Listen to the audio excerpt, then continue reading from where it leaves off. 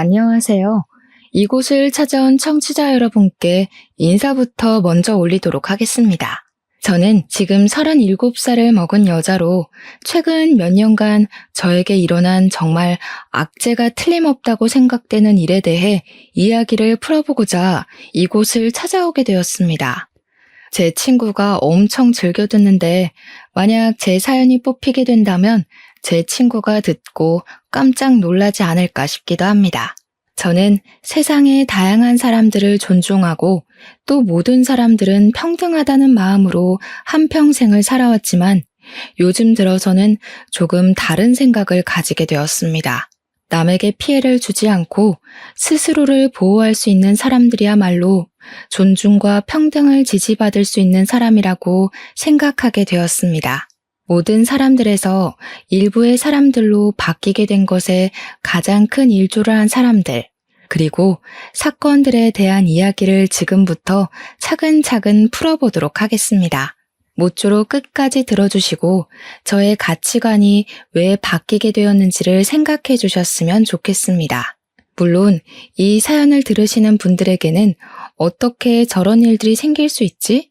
라고 느끼실지 모르겠지만 저도 저에게 이런 일이 벌어질 거라곤 생각도 못했습니다.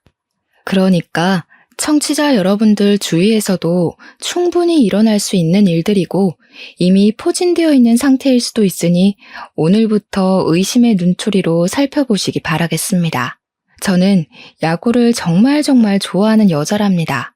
한국 야구는 리그 자체도 크고 전국 각지에 구단이 하나씩 자리 잡고 있기 때문에 응원을 하는 맛도 상당합니다.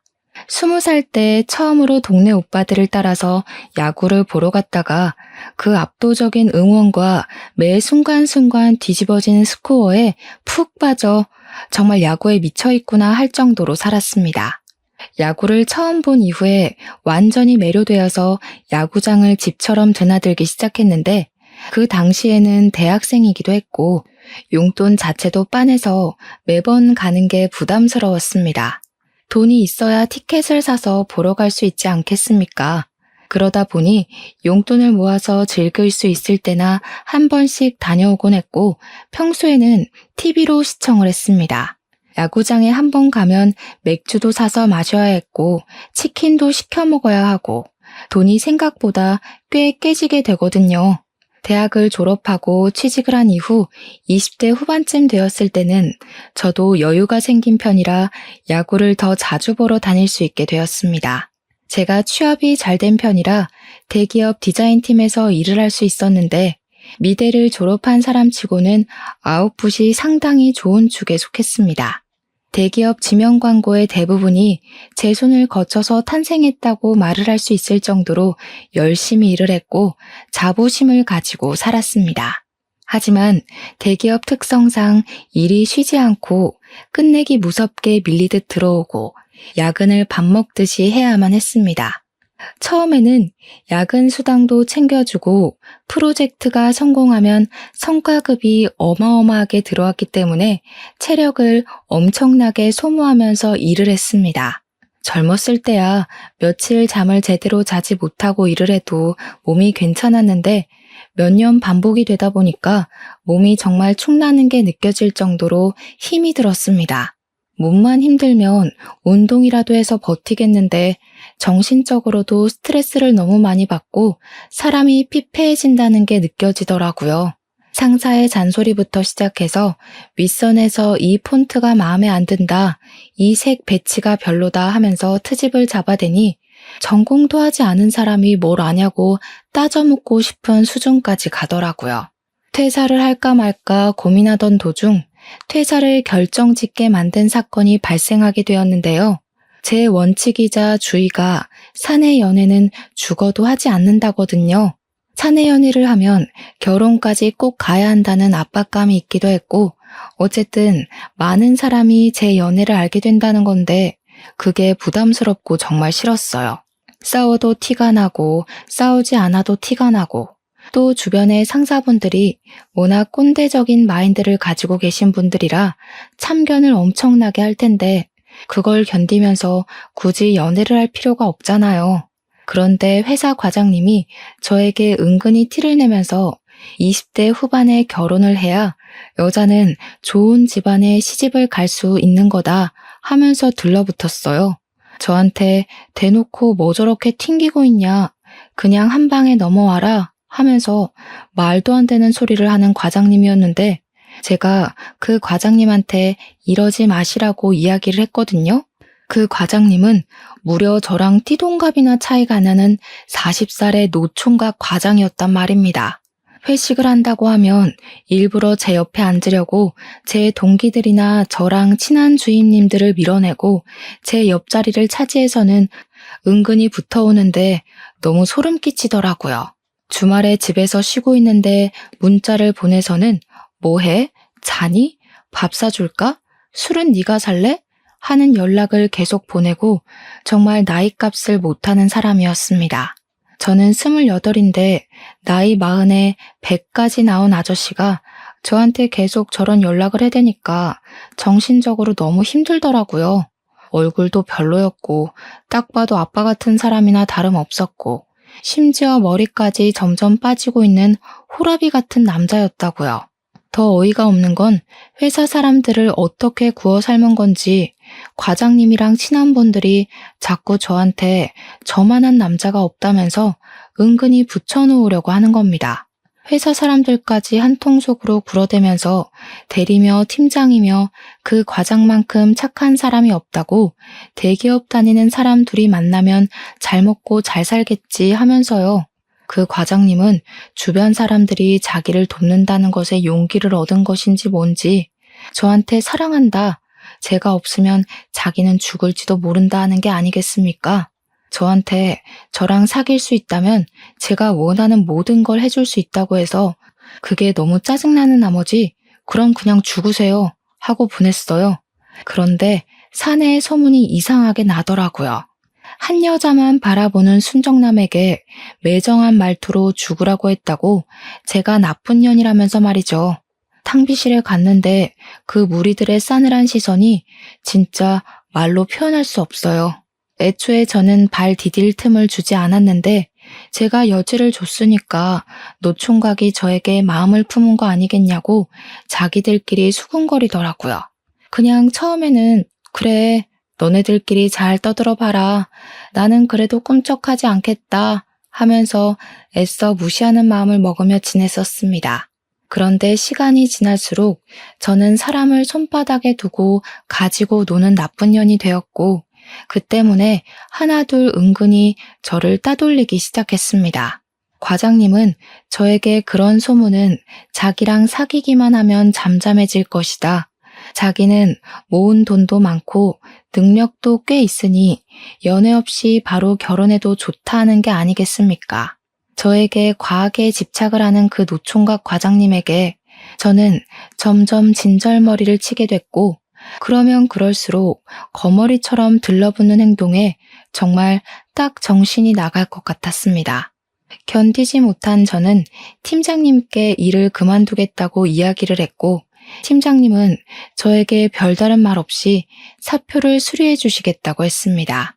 팀장님 또한 저와 노총각 과장을 엮던 사람이라 그런지 제가 그만둔다고 하는데 몸이 안 좋냐, 왜 그러냐 이런 말도 없이 아이고 우리 과장 어떡하냐 하는 소리나 하더라고요. 저는 마지막까지도 제가 힘든 것은 생각도 하지 않고 노총각 과장 편만 드는 회사 사람들에게 치를 떨었고 결국에는 회사 감사팀에 가서 직장 내 괴롭힘 신고를 했습니다. 회사 측에 직장 내 괴롭힘으로 인해서 사직서도 냈고 이대로 넘어가기에는 내가 당한 정신적 피해가 크다고 산재 처리를 하고 싶다고까지 했습니다. 처음에는 알아보겠습니다 정도였던 감사팀에서도 제가 고용노동부와 신고센터에 신고를 하겠다, 인터넷에 올리겠다고 하니 일 처리를 빠르게 하더라고요. 회사에서 제 이야기를 꼼꼼하게 들어주고 제가 그동안 들었던 소문과 그 소문의 원흉에 대해서도 차근차근 설명을 했습니다. 저는 퇴직을 했고 그 이후 노총각 과장은 지방으로 좌천이 됐다고 하네요. 그리고 저와 과장 사이에서 저울질을 하며 과장을 도왔던 사람들 모두 직장 내 괴롭힘이 인정되었습니다. 다들 3개월씩 감봉을 당했고 회사 게시판에는 그들이 저를 괴롭혔던 내용들이 숨김없이 전부 실명을 포함해서 기재되어 올라가게 되었습니다. 그 일로 쪽팔리다며 그 좋다는 대기업을 그만둔 사람도 있다고 하니 결과적으로는 잘된 일이라고 생각합니다.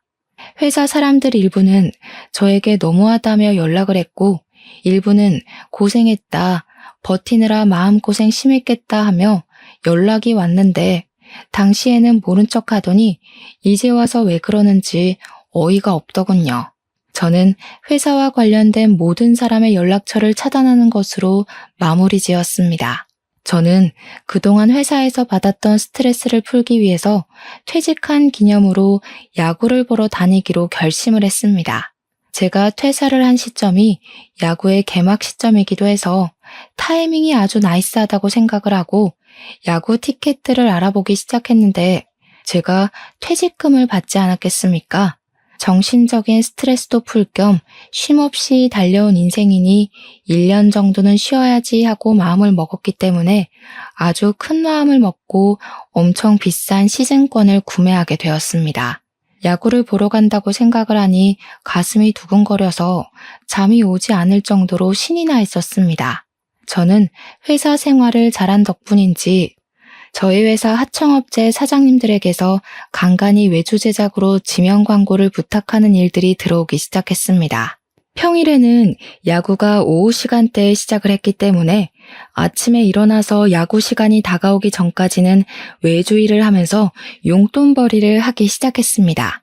스스로 재택근무의 퇴근 시간을 정해놓고 일이 끝나면 바로 야구를 보러 가기 위해 야구장으로 달려갔습니다. 제가 혼자 가서 맥주도 마시고 안주거리도 하고 하면서 응원을 했는데 저는 워낙 성격이 혼자서도 잘하는 성격이라 그런지 전혀 위화감 없이 잘 다녔어요. 그러다 보니 자주 야구를 보러 오시는 분들이 저에게 말을 걸기도 하고 같이 응원을 하기도 하면서 친구들도 꽤 사귀게 되었고요. 시즌권이라는 게 구매를 하게 되면 지정 자리를 얻게 되는데 제 옆에 우연히도 저처럼 혼자 야구를 즐기는 남자분이 한 분 있었습니다. 저랑 성향이 비슷한 건지 혼자 와서 맥주와 안주를 챙겨서는 주야장천 야구만 보는데 이거저거 물어보는 말도 없고 서로 할 거 딱 하니까 편하고 좋더라고요. 나중에 친해진 사람들은 저에게 혹시 그 남자분이랑 커플인 거냐고 둘이 어쩜 말없이 야구만 보냐고 물어보는 사람들도 있었습니다. 커플은 무슨 개뿔 커플이겠냐고 웃으면서 대꾸를 하고 야구에 집중하기를 한 3달쯤 됐을까요? 그날 경기가 잘 풀리지 않아서 저희가 지고 있는 상황이었습니다. 하필 딱 중요하게 만루의 원아웃인 상황이었고 역전도 가능한 공격 타이밍에 제 맥주가 뚝 떨어지고 말았던 것입니다. 그 타이밍에 시원한 맥주가 너무나도 마시고 싶었고 지금 사러 나가자니 공격 타이밍이 너무나도 중요했고 신경질이 확 나더라고요. 저도 모르게 아이씨 하면서 다리를 떨고 있었는데 옆에 앉은 그분이 저에게 맥주 한 캔을 딱 내미는 것이 아니겠습니까? 맥주 다 마셨죠? 일단 이거 드시면서 보세요. 지금 사러 나갔다가는 역전하는 거 못 볼 수도 있어요. 저는 진짜 구세주가 나타난 것 같았습니다. 겉면에 송골송골 맺혀있는 물방울이 딱 봐도 시원한 맥주라는 걸 가늠하게 만들었습니다. 저는 이따가 편의점 가서 한 캔 사다 드릴게요 라고 말을 하고 캔 뚜껑을 따서 맥주를 마시면서 야구를 보고 있는데 우리 팀이 글쎄 역전 만루 홈런을 친 게 아니겠습니까? 진짜 악소리가 절로 나는 기쁨에 옆자리에 앉은 그분과 어깨동무를 하며 응원가를 부르며 뛰기도 하고 좋다고 소리도 지르고 그랬습니다. 그 이후에 공수 교대를 하자마자 헐레벌떡 편의점으로 달려가서 맥주를 사다가 갚아드렸고 제가 과자 사온 걸 나눠 먹으면서 같이 야구를 보기 시작했습니다. 제가 흥분이 가시질 않아서 기쁜 마음에 또 언제 오냐고 시즌권 산 거 맞냐고 물어보니까 자기도 내일 또 올 거라고 내일 보자고 하더라고요. 저는 취미가 맞는 친구가 생긴 것 같아서 너무나도 즐거웠고 같이 야구를 보는 내내 선수들에 대한 이야기도 하고 팀 이야기도 나눴습니다. 주변에 야구를 저처럼 즐기는 사람이 없어서 그런 친구를 사귀었다는 게 진짜 너무 즐거웠어요. 한 시즌을 내내 같이 야구를 보면서 옆에 앉은 그 남자분과 엄청나게 친해졌고 서로 휴대폰 번호도 교환하게 되었습니다. 야구 언제 보러 가냐, 이번 주에 가냐 하고 물어보고 갈 수 있으면 시간을 맞추고 못 가면 아쉬워하면서 술이나 안주도 서로 챙겨주면서 지냈습니다. 원래 야구장의 묘미가 승리를 한 다음 야구장 앞에 펼쳐지는 포장마차에 가서 술 한 잔 더 하는 거거든요. 이기든 지든 한 잔 더 하자 하면서 그분과 매일같이 포차에 가서 술을 마시고 하다 보니 서로 취향도 알게 되고 엄청 친해졌습니다. 어느 날은 저에게 무슨 일을 하냐고 물어보길래 저는 그냥 대기업 디자인팀에서 근무를 하다가 스트레스를 견디지 못하고 때려치운 뒤 지금은 외주일을 간간히 받아서 하고 있다고 말했습니다. 그러니까 저를 향해서 엄지손가락을 치켜 세우더니 능력자가 자기 눈앞에 있다고 너스레를 떨더라고요. 능력자라고 하기엔 볼품없는 몸이라고 했더니 집에서 근무를 하면서 야구를 다 볼 수 있을 정도로 여유를 가질 수 있다는 거 아니냐고 하더라고요. 듣고 보니 맞는 말이긴 했어요. 재택근무하면서 제 루틴은 제가 짜서 움직이는 거고 야구 보고 싶을 땐 언제든지 야구를 볼 수 있는 몸이었으니까요. 그냥 고개를 끄덕이면서 그런 셈이긴 하다고 대신 대기업에 근무를 할 때 반 정도밖에 수입이 되지 않는다고 이야기를 했습니다.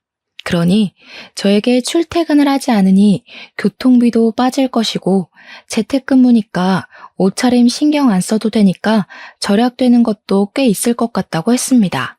야구를 보러 나올 때 말고는 아예 집 밖으로 나가는 일이 없다고 하니 막 웃더라고요.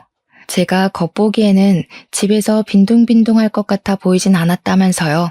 그렇게 얘기하면서 알게 된 것은 남자의 이름은 민우였고 저보다 2살이 어린 연하남이라는 것이었습니다. 취업이 빨리 된 덕분에 꽤 알아주는 유명한 타이어 회사에 재직 중이었는데 야구를 너무 좋아해서 어떻게든 일을 끝내고 야구장으로 바로 퇴근한다고 하더라고요. 저한테 좋아하는 야구 선수가 누구냐, 어떤 모습이 좋냐 물어보는데 제가 일부러 놀려 먹으려고 야구 선수의 허벅지가 좋다고 이야기를 했거든요. 당황할 줄 알았는데 눈을 반짝이더니 남자의 생명 아니겠냐고, 엉덩이부터 내려오는 라인이 기가 막힌다고 자기가 더 신나서 이야기를 하더라고요. 좀 특이한 애구나 싶었는데 저한테 이런 것까지 잘 맞는다고 좋아하길래 일부러 나한테서 관심을 사려고 그런 말을 했다고 생각했습니다. 술을 자주 마시다 보니 자연스럽게 회사 노총각 과장에게 당해서 일을 그만두게 된 이야기도 하게 되었고 같이 분노를 해줘서 기분이 좋았습니다. 자연스럽게 저희는 한 시즌을 같이 야구를 보게 되었고 비슷한 취미에 취향이 겹쳐지니 자연스럽게 연애를 하고 데이트를 하게 되었습니다. 다음 시즌에도 더할 나위 없이 즐거운 야구를 즐기자고 약속을 했고 야구 시즌이 끝나도 저희는 계속 일주일에 한두 번씩 만나며 예쁜 사랑을 나누고 있었습니다. 생각보다 숙맥인지 저와 스킨십을 많이 하지는 않았지만 저는 그게 연하의 풋풋함이라고 생각하면서 오히려 좋게 보게 됐어요. 저는 프리랜서로 자리를 잡게 되면서 일이 많이 늘어 자유시간이 조금 줄어들게 되었지만 직장에 다니는 민우 씨와는 시간이 잘 맞아떨어졌습니다. 다음 시즌에도 약속을 했던 것처럼 야구를 보러 다니면서 연애를 잘했고 서로 잘 챙겨주면서 2년이라는 시간을 보낸 뒤 제 나이 31에 결혼을 약속했습니다. 결혼을 약속했으니 당연히 시댁에 인사를 드리러 갔는데 시모 반응이 의외였습니다. 저를 보자마자 눈을 동그랗게 뜨면서 여자친구라고? 정말? 하면서 민우 씨에게 되묻는데 민우 씨 얼굴도 약간 붉어져서는 끄덕이더라고요. 의외의 모습이 있네 하고 귀엽다고 생각한 것도 잠시 시모 될 사람이 저에게 하는 일이 무엇이냐고 물어보았고 저는 제 일에 대해 열정적으로 설명을 했습니다. 하지만 옛날 사람이라서 그런 건지 프리랜서라는 개념 자체를 잘 이해하지 못하시더라고요. 우리 아들은 유명한 타이어 회사에 다니고 있는데 너는 집에서 논다는 거 아니냐? 아니에요, 엄마. 엄마가 몰라서 그렇지 프리랜서로 일을 해도 웬만한 중소기업 다니는 사람보다는 많이 벌어요. 아니, 암만 그래도 떡하니 직장명이 붙은 회사에 다니면서 일을 해야지. 프리랜서라는 게 일이 끊기면 아무것도 없는 백수나 다름없는 거 아니야? 나는 걱정이다. 너네가 결혼하고 나서 어떻게 될지 아무것도 모르는데 직장이라도 튼실해야지. 민우 씨는 계속해서 시모에게 제 편을 들어주었고 그게 불편했는지 어느 순간부터 시모가 입을 꾹 다물더라고요. 물론 민우 씨가 대신 변명을 해주니 저는 아예 입을 열 타이밍도 없어서 편하긴 했지만 시모가 우리 아들을 구워 삶아 먹은 여자 보듯이 보니까 좀 불편하긴 했습니다. 다들 입을 다물었으니 정적이 흐르는 와중에도 끝까지 시모는 표정으로 저에게 마음에 안 든다는 기색을 보였어요. 그 분위기에서 시부가 뜬금없이 한마디를 하셨는데 그 말로 인해서 분위기는 더 험악해졌습니다. 집에서 평생을 놀고 먹기만 한 옆에 내가 알긴 뭘 알겠어. 요즘은 저렇게 자기 전공 살려서 편하게 눈치 안 보고 일하는 게 제일 좋은 거지. 실적 압박도 없고 상사 잔소리도 없고 집에서 편하게 일하는데 얼마나 좋아. 그런데 집에서 평생 놀고 먹기만 한 여팻네라는 말이 시모의 발작 버튼이었는지 엄청 자존심 상해하면서 시부랑 부부싸움이 벌어지게 된 것입니다.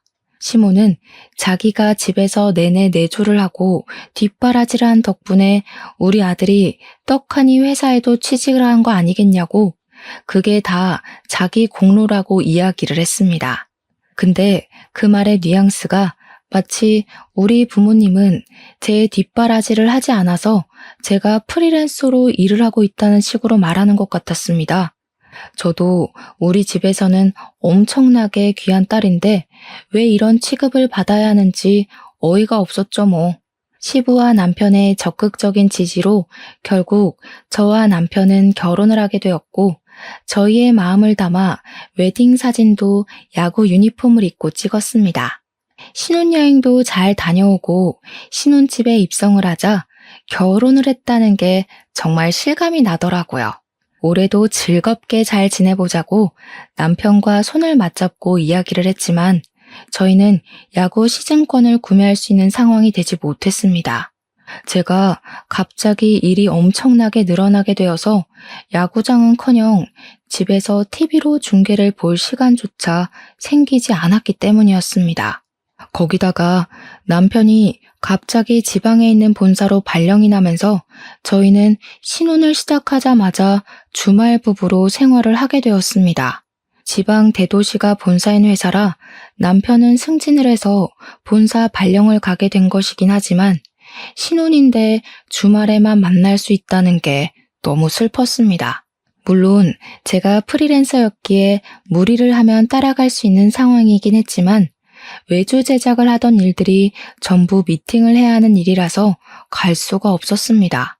일을 조금 줄이거나 무조건 서면으로 일을 받으면 가능하긴 했지만 하던 일까지는 마무리를 해야 따라갈 수 있었죠. 그런데 남편이 원래 본사에서 기숙사를 구해주기로 했었단 말이죠. 결혼을 했으니까 부부가 같이 살 수 있는 소형 아파트를 해주기로 했었습니다. 하지만 그게 회사의 사정으로 무산이 되게 되면서 2인 1실을 사용하는 기숙사에 들어가게 되어 제가 따라가기가 어려워지게 되었습니다. 신혼집의 전세계약 기간이 남아있었기에 저는 결국 서울에 남는 것으로 남편과 합의를 보게 되었습니다. 졸지에 주말 부부로 살게 되면서 저희 사이는 더욱 애틋해졌는데 그때부터 시모의 괴롭힘 또한 시작되었습니다. 틈만 나면 저를 불러다가 잔소리와 심부름을 콤보로 찍기 시작하는데 와, 직장 내 괴롭힘보다 더 견디기 힘들더라고요. 우리 아들 기숙사 살면서 밥이나 제대로 먹겠니?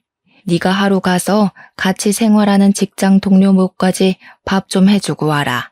그리고 날이 좀 추워진 것 같은데 너만 뜨뜻하게 살아서야 되겠니? 가서 전기장판이랑 이불도 좀 갖다 주고. 아참, 거기 해가 들이쳐서 눈이 부시다고 하던데 커튼을 주문해놨으니 가서 달아도 줘라. 알겠지? 우리 남편 회사에서 삼시세끼 다 주고요. 주변에 배달되는 음식점도 많아서 오히려 살이 찔까봐 걱정이라고 먹는 건 걱정하지 않아도 된다고 연락이 왔었습니다. 기숙사 난방 또한 너무 잘 돼서 추운 걸 느낄 시간도 없다며 더워서 반팔만 입고 지낸다고 이야기도 했고요. 거기다가 커튼. 진짜 너무 어이없지 않나요? 제가 운전을 할 줄 몰라서 그걸 가져다 주려면 기차를 타고 가야 하는데 기차 타고 커튼 들고 기숙사를 찾아가서 장치까지 전부 달아주고 오라고 하는 게 너무 황당하더라고요. 그렇게 6개월이라는 시간이 흐르고 어느 날 남편이 갑자기 저한테 할 말이 있다고 하더니 돌연 퇴사를 하고 싶다고 이야기를 하는 것이 아니겠습니까? 저는 직장 내 괴롭힘이라도 있는 건지 걱정이 되었는데 그냥 서울에 가고 싶다고 향수병에 걸릴 것 같다고 징징거리더라고요. 그러지 말고 다시 서울로 발령받을 수 있게 신청을 해봐라 했는데 지원자도 너무 많고 자기가 아직 짬밥이 얼마 안 돼서 방법이 없다고 하더라고요. 언제까지 주말 부부로 살 수 없지 않냐면서 아직 결혼한 지 1년도 안 됐는데 신혼 초부터 이렇게 떨어져 있는 게 말이 안 되는 것 같다고 저에게 졸랐어요. 저는 남편이 주말에도 가끔 잔업을 할 때가 있어서 혼자 야구를 보러 다니고 있었는데 그것조차 서운하다고 이야기를 하더라고요. 자기는 스트레스 받아서 탈모까지 올 지경인데 저는 혼자 야구 보러 다니면서 잘 지내고 있는 게 배알이 꼴린다나 뭐라나. 그러면서 자기가 어릴 때부터 하고 싶었던 일이 있었다고 퇴사를 하고 그 일을 하고 싶다고 했습니다. 어디 한번 말이나 들어보자 해서 무슨 꿈이 있었냐고 했더니 수의사가 되고 싶다는 게 아니겠습니까? 멀쩡히 회사 다니다가 갑자기 수의사라고 하니까 제가 벙찌게 됐죠. 너무 황당한 소리를 장황하게 늘어놓길래 제가 한 소리를 했습니다. 멀쩡히 잘 다니던 타이어 회사를 그만두고 지금 수의사가 되겠다고 하는 게 말이 되는 소리야? 우리 결혼도 했는데 현실을 봐야지. 그리고 당신이 수의대학을 나온 것도 아니고 갑자기 수의사를 어떻게 할 건데? 그러니까 뭐 대학을 다시 가고 어쩌고 하길래 말도 안 되는 소리 하지 말고 일이나 열심히 하라고 전화를 끊었더니 남편이 시모에게 전화를 해서 징징거렸나 봅니다. 시모가 저한테 수의사도 의사 아니냐면서 짱짱한 직업을 가지겠다는데 왜 말리냐고 우리 아들 공부 잘했다고 편을 들더라고요. 제가 수의사랑 의사는 다른 거 아니냐? 지금 시작하면 뭐 나이 40에 동물병원 차릴 거냐? 그때까지는 뭘 먹고 사냐면서 제가 막 따졌어요. 그러니까 동물을 살리는데 의사랑 똑같은 거라고 남편이 하고 싶어 하는데 뒷바라지 해주겠다는 말도 안 하고 꿈부터 포기하라고 하는 게 너무 이기적이래요. 이제 와서 이기적으로 굴고 있는 게 누군데 적반하장으로 그런 소리를 하는 건지. 어머님, 결혼까지 한 마당에 저희 가족 계획도 세워야 하지 않겠어요? 애는 언제 가지냐고요. 지금 공부하기는 너무 늦은 것 같아요. 남편도 벌써 30인데 지금 수능 보고 한 번에 붙을 거라는 보장도 없고요. 예, 남자 나이 30이면 짱짱한 나이지. 말이 어찌나 안 통하던지 자기들끼리 아주 짝짝꿍이 맞은 건지 답은 정해놨으니까 저는 그냥 알겠습니다만 하래요.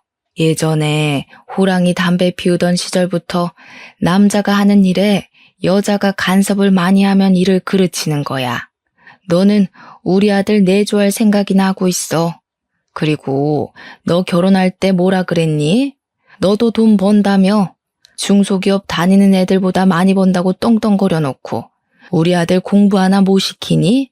자고로 남자가 잘 돼야 집안이 서는 거다. 괜히 남자한테 집안의 대들보다 기둥이다 하겠어? 말이 안 통하는 시무는 그렇다 치고 시부까지도 원래 남편이 공부를 잘하던 놈이긴 했다면서 한번 믿고 지켜봐 주라고 하더라고요.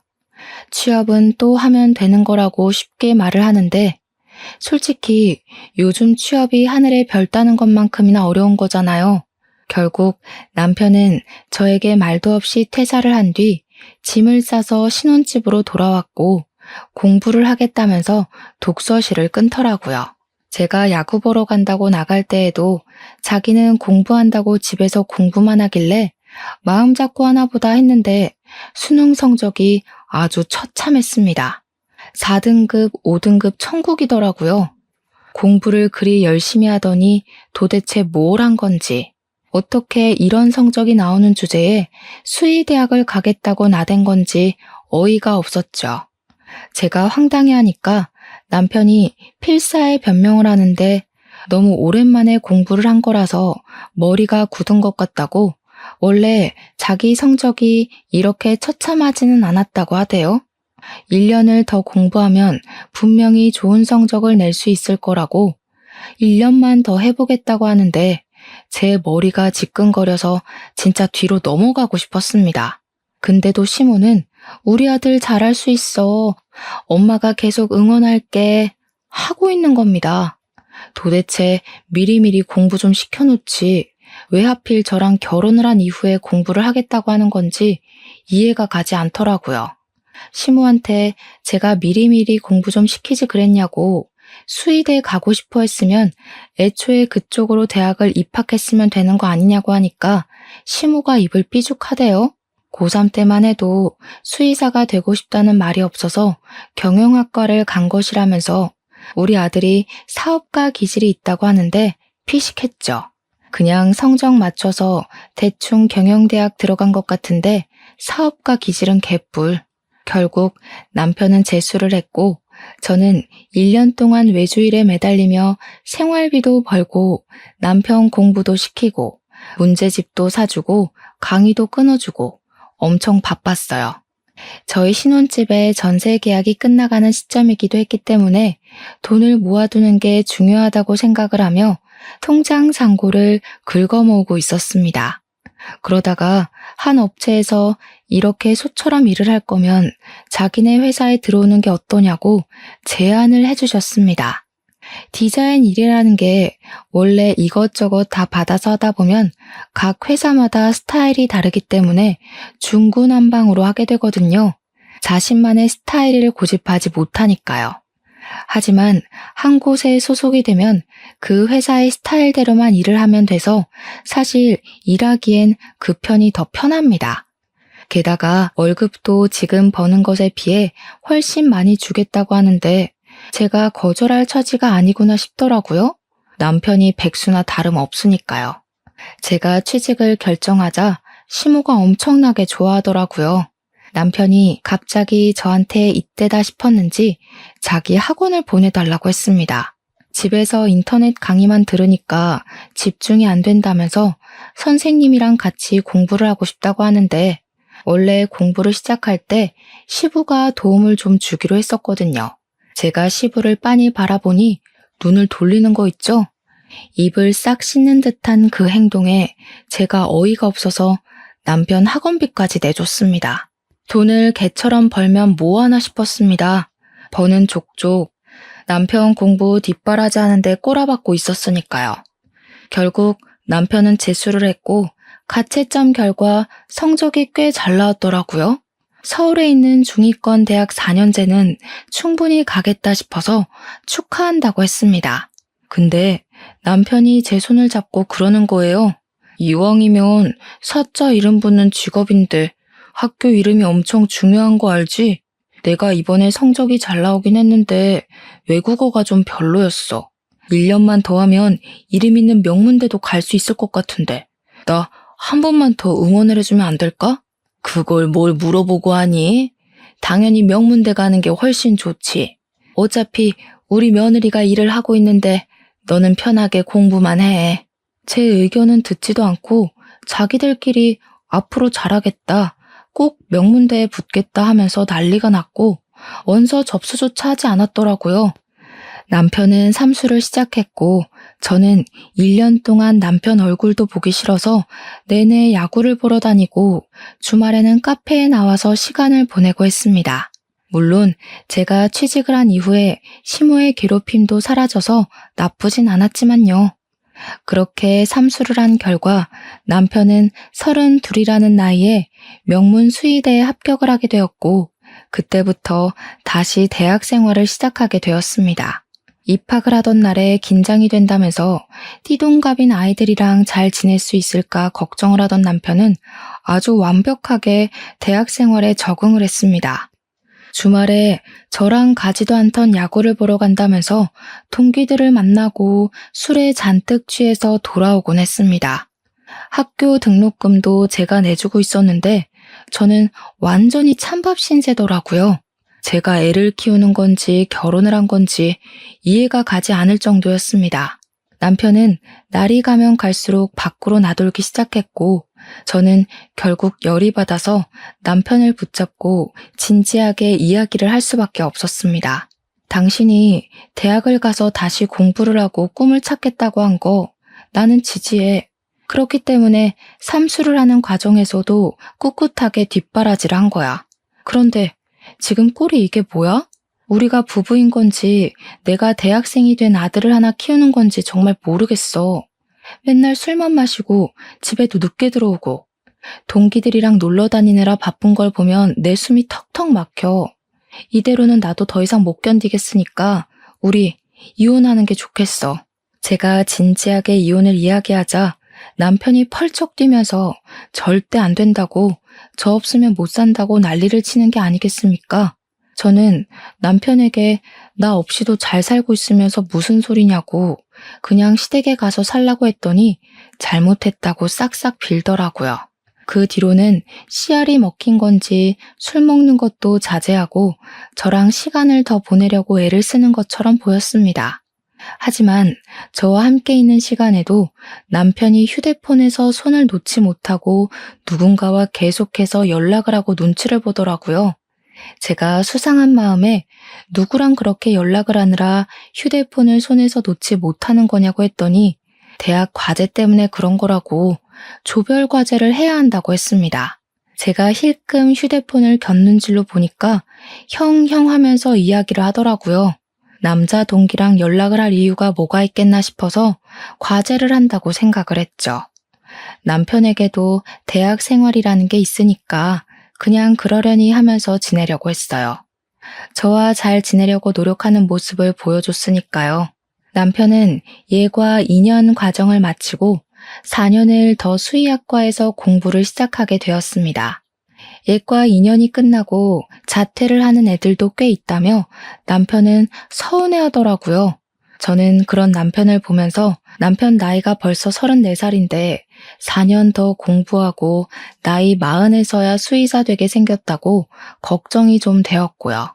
저는 제가 회사 생활을 하면서 벌어오는 돈으로 대책 없이 사는 남편에게 점점 지쳐가고 있었습니다. 그리고 제가 남편에게 아이를 가지자고 선언을 했죠. 제 나이가 36인데 더 늦으면 힘들 것 같다고 이야기를 하니까 남편이 그러는 거예요. 우리 아이 생각은 하지 말고 나중에 동물이나 키우면서 둘이 오순도순 살자고요. 남편이 학교 생활이 힘들다는 이유로 저랑 각방을 쓴 지도 꽤 됐고 저는 그게 말이나 되냐며 남편에게 화를 냈죠. 시모도 은근히 아이를 바라는 눈치인데 아이랑 동물이 같냐고 하니까 자기네 부모님도 이해해 주실 거라고 걱정하지 말라는 겁니다. 의견이 좁혀지지 않아서 서로 빈정이 상해있던 어느 날 남편이 뜬금없이 야밤에 걸려온 전화를 받고 제 눈치를 보면서 옷을 주섬주섬 입더라고요. 누구야? 이 시간에 어딜 나가? 아니, 동기인 동생이 애인이랑 헤어졌다고 술 먹고 전화가 와서. 뭐? 이 시간에 그게 말이 돼? 너 혹시 바람났어? 아, 남자애야. 근데 전화기에서 목소리가 흘러나오는데 진짜 남자애가 형 하면서 울고 있는 겁니다. 저한테 고작 해봐야 20대 초반인 남자애라고 그때는 본인 연애가 하늘이고 땅 아니냐면서 달래주고 온다고 하는데 저도 황당해서 그래 갔다 와라 했습니다. 그 이후에도 남편은 학교 생활에 빠져서 툭하면 나가고 툭하면 남자 동기들 만난다고 술 먹고 그런 생활을 반복하다 제가 어느 날 꼬리를 잡게 되었습니다. 제이라는 여자에게서 온 문자를 보게 된 것인데 내용이 보고 싶다는 말이었습니다. 저는 놀래서 남편 휴대폰을 빼앗아 문자 목록을 뒤지는데 남자애들 이름 사이에서 제희 딱 2글자로 저장된 이름을 발견한 거죠. 여자로서 순간 직감이 들었고 문자 내용도 보고 싶다, 뭐하냐, 목소리 듣고 싶다 그런 내용만 가득한 게 아니겠습니까? 저는 배신감에 치를 떨면서 남편에게 해명을 하라고 했고 남편은 사색이 되었습니다. 아니, 그런 게 아니라 아무 말도 못하고 계속 그런 게 아니다만 반복하는데 대학을 가서 새파랗게 어린 여자랑 바람이 났다는 게 진짜 믿어지지가 않더라고요. 제가 부들부들 떨면서 당장 시댁에 가서 이야기를 하겠다고 옷을 입고 나오니 남편이 저를 따라오면서 오해라고 변명을 시작했어요. 하지만 저는 들리지 않았습니다. 그리고 그 야밤에 시댁을 찾아가 시부모에게 남편이 바람이 났다고, 대학에 가서 어린 여자랑 바람이 났다고, 그년이랑 야구도 보러 가고 데이트도 했다고 다 고자질을 했죠. 문자를 보는데 저랑 했던 데이트를 그대로 그 여자와 했더라고요. 저는 열받아서 눈물도 나오지 않았습니다. 시부는 진짜냐고 몇 번이나 되묻고는 남편의 뺨을 그대로 내리쳤습니다. 우리 며느리가 뒷바라지 다 해서 대학 보내놨더니 그런 식으로 뒤통수를 때려? 바람을 펴? 아니, 아들 뺨은 왜 때리고 그래? 보아하니 임신도 못하는 게 지가 돈 번다고 우리 아들 무시하고 그랬겠지. 제가 오죽하면 딴 데 눈을 돌렸겠어? 더 들을 필요도 없을 것 같아요. 이혼하겠습니다. 그래, 나도 너 마음에 안 들었어. 꼴랑 그거 본다고 유세 떨기는. 이혼해. 남편은 안 된다고 제 다리를 붙잡고 늘어지는데 시모는 남편 등짝을 때리면서 추잡하게 굴지 말고 이혼하라고 하대요.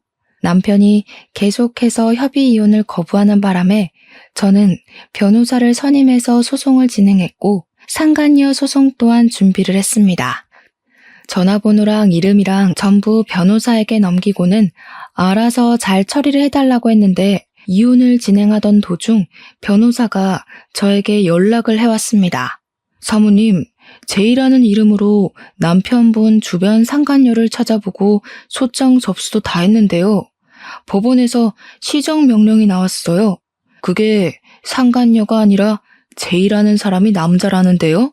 저는 제가 들은 말이 뭔 말인지 한참을 생각해야 했습니다. 그러니까 남편이 바람을 피운 상대가 여자가 아니라 남자라는 것이었습니다. 저를 만나기 전부터 그랬던 건지 뭔지 모르겠지만 남편은 양성애자였고 대학에 가서 남자와 바람을 핀 거죠. 어쩐지 저랑 부부 생활도 매끄럽지 않았고 이상형 이야기를 나눌 때도 자꾸 남자 이야기를 그렇게 하더니 그게 저에게 환심을 사려고 한 행동이 아니라 진심이었던 것입니다. 남편이랑 이야기를 하려고 하니 남편은 저에게 시댁으로 오라고 하더군요. 저랑 이혼한다고 시부에게 맞아서 다리를 깁스해서 못 움직인다는 것입니다. 시댁에 가니 시부는 미안하다고 저랑 눈도 못 마주치시는데 시모는 저에게 뻔뻔하게 여길 나타나냐고 한 소리 하시대요. 물어보고 싶은 것만 물어보고 갈 거예요. 당신이랑 바람난 그 상간녀, 상간녀가 아니라 상간남이더라. 제이가 여자가 아니라 남자래. 어떻게 양성애자인 걸 감쪽같이 속이고 남자랑 바람을 피워? 네가 사람이니? 그러니까 남편 얼굴이 창백해지고 시부는 눈알이 돌아가고 시모는 개거품을 무시더군요. 그게 무슨 소리냐고 물어보길래 저도 똑부러지게 말씀드렸죠. 법원에서 상간녀 소송 정보 시정 명령이 내려왔더라고요. 주민번호 뒷자리가 2가 아닌 1로 시작해야 된다고요. 이 미친 정신병자 새끼가, 이 쓰레기 자식, 당장 내 집에서 나가! 시부가 바로 방에서 골프채를 들고 나오시는데 우리 시모는 남편을 붙잡고 우리 아들이 그럴 리가 없다고 막 소리를 치셨습니다. 도대체 누구 인생을 망치려고 나랑 결혼을 했어? 혼자 얌전히 살지. 혹시 나는 네가 남자들을 만나러 다니기 위한 방패막이었니? 그러니 남편이 아무 말도 못하고 울더라고요. 그래서 애도 갖기 싫다고 한 거야? 어쩐지 이상하다 싶었어. 아주 심각한 병에 걸려서 평생 고통받았으면 좋겠다.